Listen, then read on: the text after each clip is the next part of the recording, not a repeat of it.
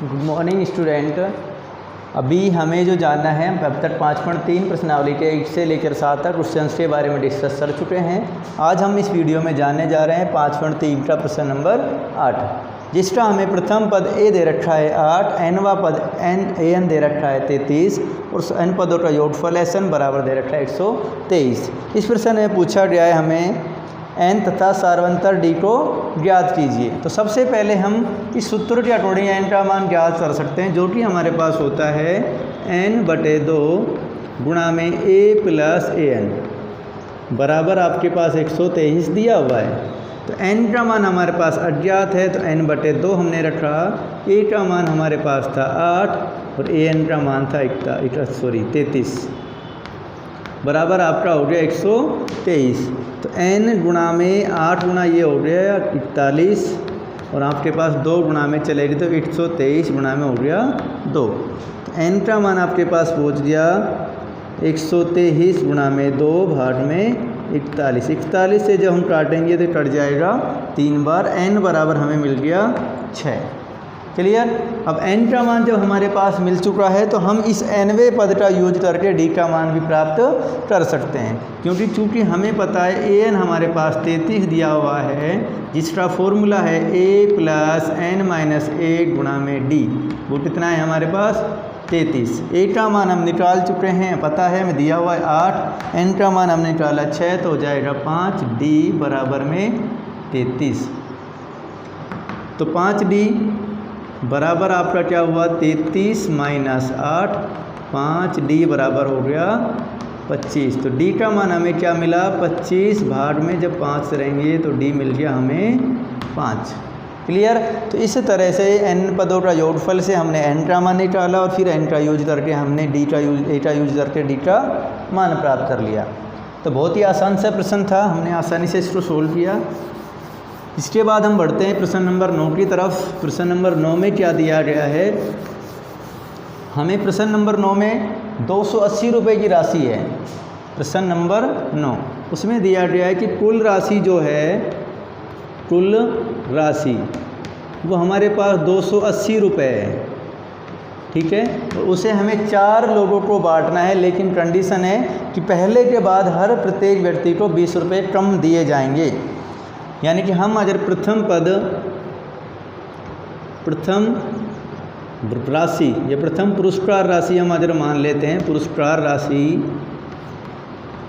उसको हमने a मान लिया, तो सभी में एक अंतर समान है। तो सार्वंतर अगर हमने d मान लिया, d जिसका मान हमें दिया हुआ है 20 रुपये मान लिया, तो हमने माना 4 राशि, माना चारों पुरस्कार क्रम से है। पहला है a, दूसरे को दिया जा रहा है a-d, तीसरे को दिया जा रहा है a-2d और चौथे को दिया जा रहा है a-3d दिया जा रहा है। क्लियर। प्रश्न ने कहा है कि कुल राशि हमारे पास कितनी है 280 रुपये। तो हम प्रश्नानुसार चलते हैं। प्रश्नानुसार तो चारों राशियों को जोड़ा तो a plus a-d plus a-2d plus a-3d, total कितनी राशि हुई हमारे पास 280 रुपये।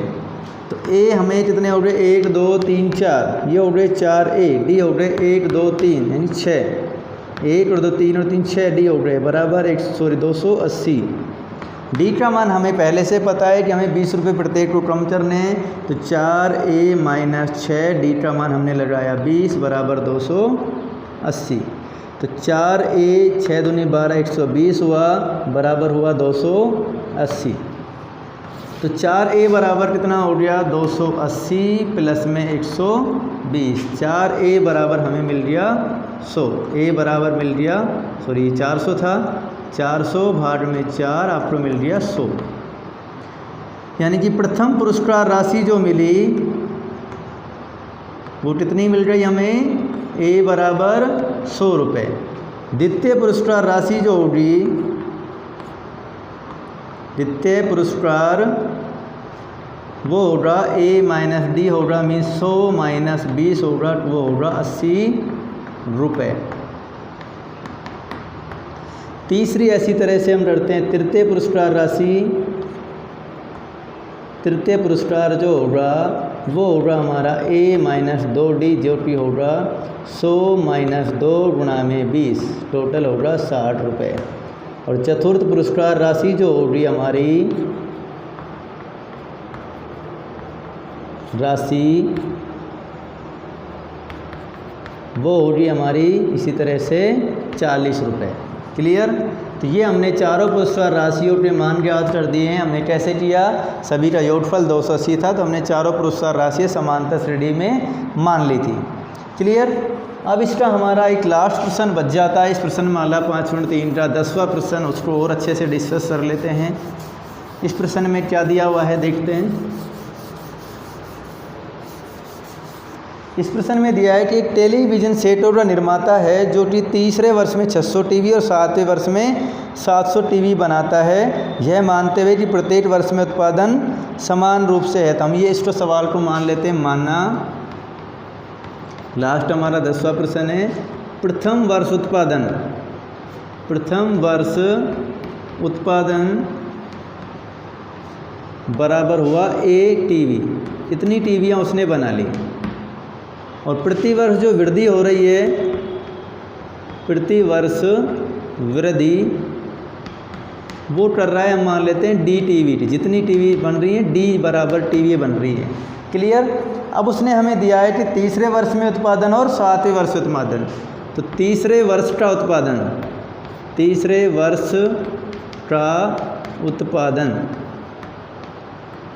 जिसको हम A3 से दर्शाएंगे वो कितना होगा हमारे पास 600 टीवी।